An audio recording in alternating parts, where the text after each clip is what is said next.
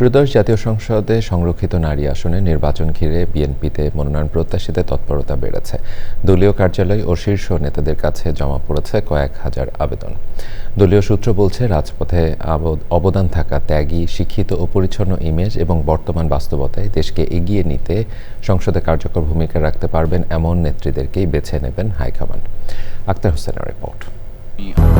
200-র বেশি সার্ভিস ও ফিচারে লেনদেনের সব বিকাশ অ্যাপে সম্ভব। ত্রয়োদশ জাতীয় সংসদে নিরঙ্কুশ সংখ্যাগরিষ্ঠতা পেয়ে সরকার গঠনের পর এবার সংরক্ষিত নারী আসনেও মনোনয়ন চূড়ান্ত করতে যাচ্ছে বিএনপি। ৩৬টি আসনের বিপরীতে দলের মনোনয়ন প্রত্যাশী কয়েক হাজার। ইতোমধ্যে দৌড়ঝাঁপ শুরু করেছেন মনোনয়ন প্রত্যাশীরা। মূল দলের পাশাপাশি মহিলা দল, ছাত্রদল, এমনকি বিভিন্ন পেশাজীবী, সামাজিক সাংস্কৃতিক অঙ্গনের নারীরাও যোগাযোগ করছেন শীর্ষ নেতাদের সঙ্গে। আলোচনায় রয়েছেন প্রভাবশালী রাজনৈতিক পরিবারের সদস্যরাও। তবে এত কিছুর ভিড়ে বিগত দিনের আন্দোলন সংগ্রামে সক্রিয় ও ত্যাগীদের মূল্যায়ন করা হবে প্রত্যাশা নেত্রীদের।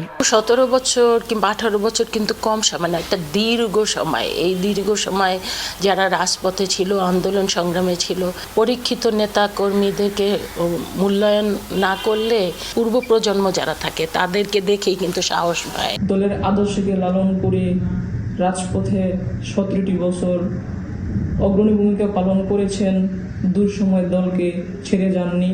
আমরা নবীন এবং প্রবীণদের সমন্বয়ে আমরা মনে করছি, আশা রাখছি সংসদে সব অঞ্চল ও শ্রেণী পেশার নারীদের প্রতিনিধিত্বের পাশাপাশি নবীন প্রবীণের সমন্বয়ের প্রত্যাশা তাদের।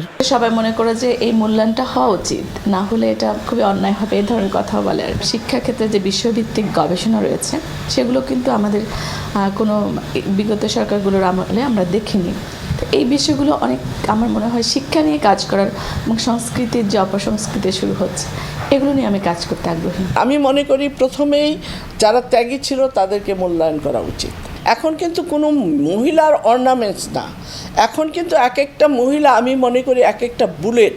তৃণমূল কর্মীদের তো আমরা সবাইকেই ভালোবাসি, কেননা সবারই ভূমিকা ছিল, কিন্তু আমার মনে হয় যে সবাইকে কিছু না কিছু দেওয়া উচিত।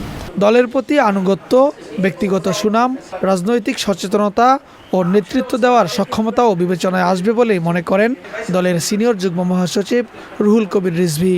মেম্বার অফ দি পার্লামেন্ট হচ্ছে একটা সাংগঠনিক কর্মকাণ্ড করতে করতে তো তার আচরণ সব কিছু মিলিয়ে তার যে একটা রুচিশীল সাংগঠনিক দক্ষতা রয়েছে, সেগুলো আমার মনে হয় যে সেখানে এবারে সেক্ষেত্রে বিবেচিত হবে আর কি, মানে ইয়ের কাছে, ঊর্ধ্বতন নেতৃবৃন্দের কাছে এই জিনিসটা বিবেচিত হবে, যাতে পার্লামেন্টটা আরও বেশি প্রাণবন্ত হয়।